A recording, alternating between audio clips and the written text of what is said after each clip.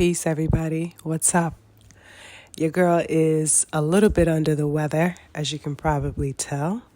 But we gonna run it anyway because I'm a whole gangster and we ain't gonna let a little cold get in the way of this work, of this cooking. All right. Let's get into it, y'all.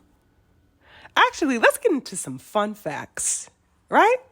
Since we like to deal in facts, right? Boxing people always say, "Oh, let's get to the facts," or "This is facts," or "Let's talk about the facts." All right, let's get into some fun facts and let's see if you can handle it. Okay. Subriel Matias will be headlining the first fight of his career in June.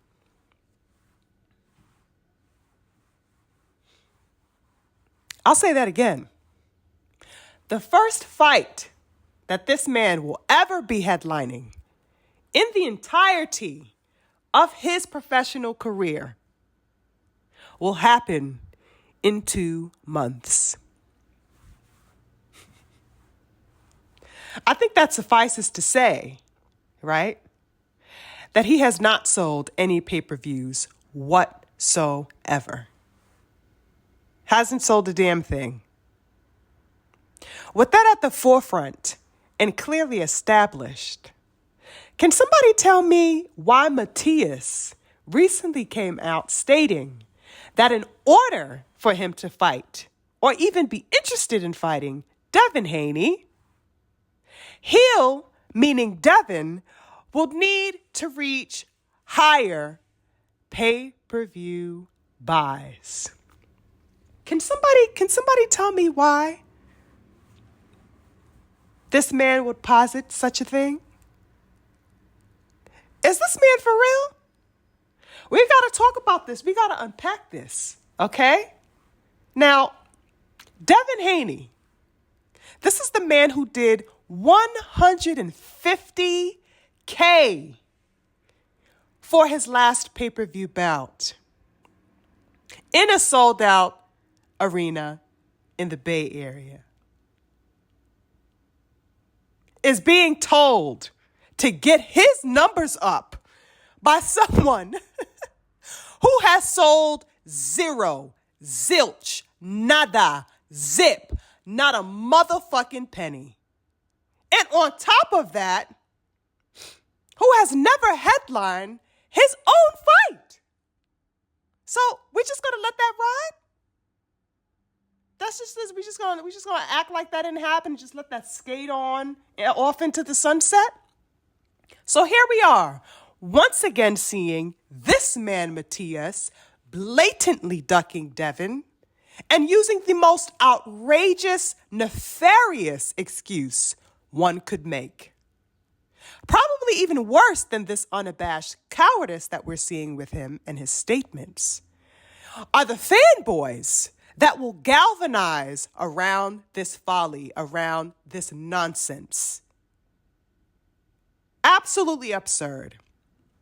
Now, it's already an ongoing theme running amok in the boxing world, where in order to discredit, disprove, demean, and tarnish the star power and attraction of Devin Haney, fanboys the world over jump to assume that Devin has no weight, has no value, no pull with his audience, or, hence even a larger audience at that. Okay? These are nothing but detraction ploys, because the reality is that for whatever bizarre reason, these man fans are real talk shaken to the core at the thought of Haney's continued rise, domination, and ultimate claim to the coveted face of boxing title, which I would posit is already withstanding, already in motion. Okay? These fanboys are absolutely sick. Instead of seeing all that this young man has achieved and still stands to achieve, because he is only 25 years old, okay, giving respect where it's earned, shown, and proven as he's done, these cowards are only concerned about being cheerleaders for their pick.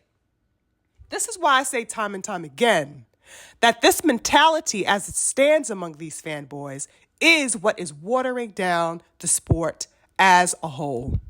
Absolutely absurd. Not to mention that barely a week ago, lest we forget, Devin called out Matias yet again. It's like, how many times does this man have to sound off the alarms for that dude's head? He been calling for his head. And he did it yet again barely a week ago when he said that Matias is among the 3 dream fights that he wants to line up for himself next. Instead of shitting on Dev all day, when he is the only one calling out for the best fights and the only one stepping up to the plate willing to go to war with whomever, how about you take a look at the fighters you're glazing like your lives depended on it? Turn to those fighters, your favorite, and ask them why they keep avoiding collision and conflict. Since when do we encourage the tucking of tails around here? You guys are regressing, and it is getting more cowardly by the hour, more cowardly by the day, more cowardly by the second. It's disgusting, and it is revolting watching the things that I come across that these fanboys are saying and these perspectives that they try to uphold as it pertains specifically to Devin Haney. You fanboys won't come up for air and get off this man's nuts because you so desperately want for him to be the quote-unquote boogeyman to Devin Haney. But check this out. How the fuck is Matias the boogeyman and he's the one hiding under the bed refusing to come out? You sit and you think about that one. Anyway, you guys, I'm on to the next. Peace.